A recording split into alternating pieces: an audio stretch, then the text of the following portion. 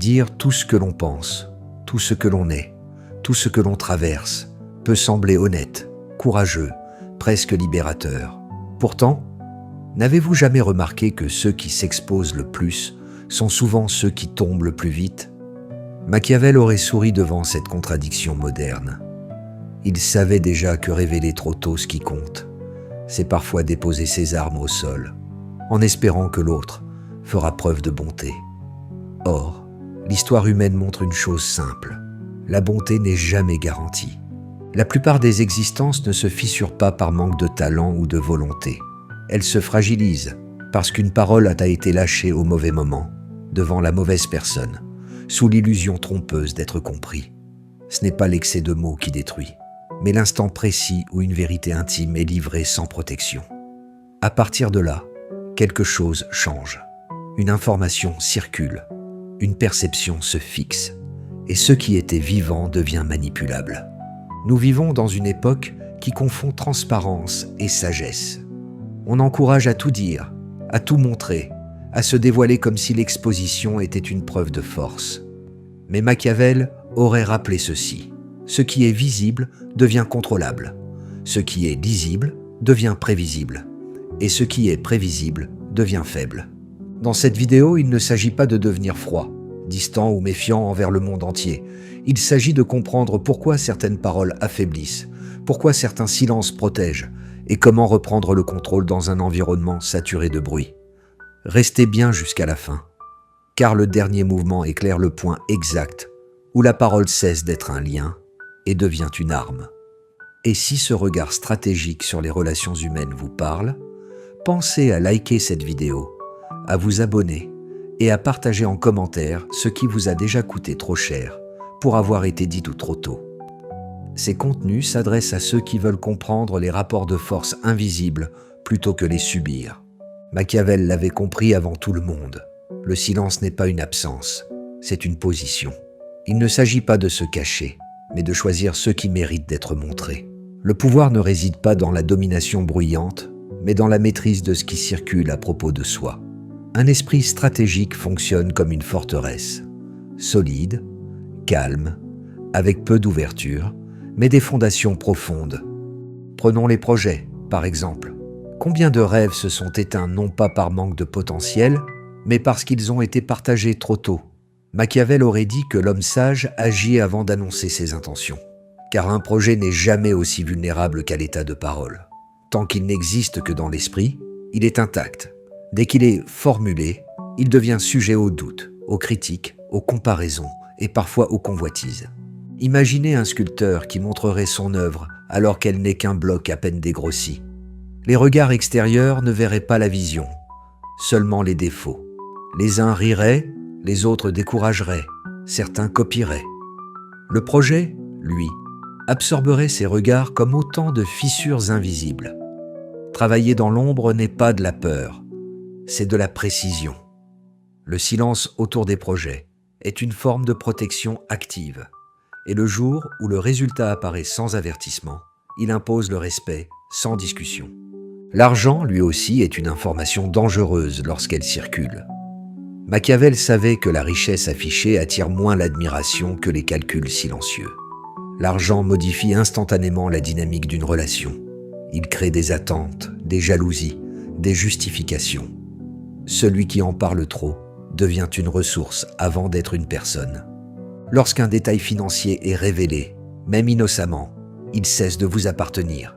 Il devient une référence dans l'esprit des autres. À partir de là, chaque refus semble égoïste. Chaque prudence paraît suspecte. La discrétion financière n'est pas un mensonge. C'est un rempart. Comme au jeu, moins les autres connaissent votre position, plus votre marge de manœuvre est grande. Machiavel aurait rappelé que le vrai pouvoir avance sans bruit, précisément pour ne pas être entravé.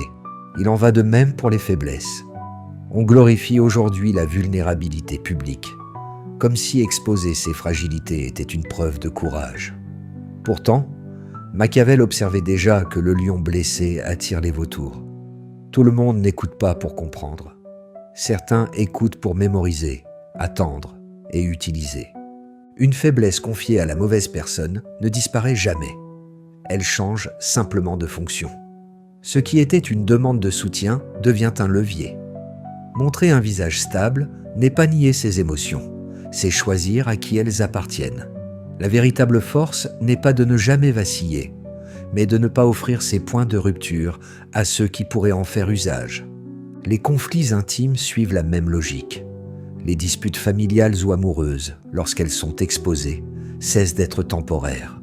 Elles se figent dans la mémoire des autres. Là où vous pardonnez, les témoins conservent une image altérée. Machiavel aurait conseillé de traiter ces tensions comme des négociations diplomatiques, à huis clos, avec dignité. Ce qui naît dans l'intimité doit y rester, faute de quoi il se transforme en poison lent. Le passé, lui aussi, mérite une vigilance particulière. Les erreurs anciennes, les chutes, les détours ont forgé ce que vous êtes devenu, mais révélées sans filtre, elles permettent à autrui de vous enfermer dans une version obsolète de vous-même. Machiavel savait que les hommes retiennent la faute plus facilement que la rédemption. Partager les leçons, oui. Offrir les cicatrices, non. Le présent doit rester souverain. Même la générosité perd sa force lorsqu'elle est proclamée. Faire le bien n'a pas besoin de spectateurs. Lorsqu'un acte noble est mis en scène, il change de nature. Il devient une demande de reconnaissance. Machiavel aurait vu là un affaiblissement. Ce qui cherche l'approbation perd son autorité. La générosité silencieuse, elle, inspire un respect durable, précisément parce qu'elle n'exige rien en retour. Les stratégies, les sources, les méthodes suivent la même règle. Ce qui vous distingue aujourd'hui disparaît dès qu'il est expliqué en détail. Un avantage partagé cesse d'être un avantage.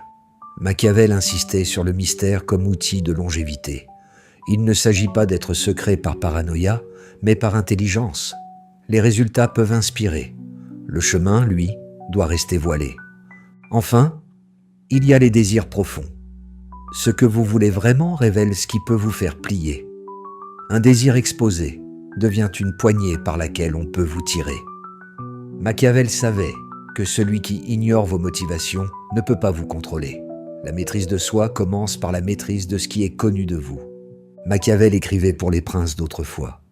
Mais aujourd'hui, c'est à chaque individu qu'il s'adresse. Il ne s'agit plus de conquérir des territoires, mais de préserver son espace intérieur dans un monde qui pousse à l'exposition permanente. Le mystère est devenu une nouvelle noblesse. Le calme, une nouvelle forme de puissance. Et le silence, une arme défensive d'une efficacité redoutable.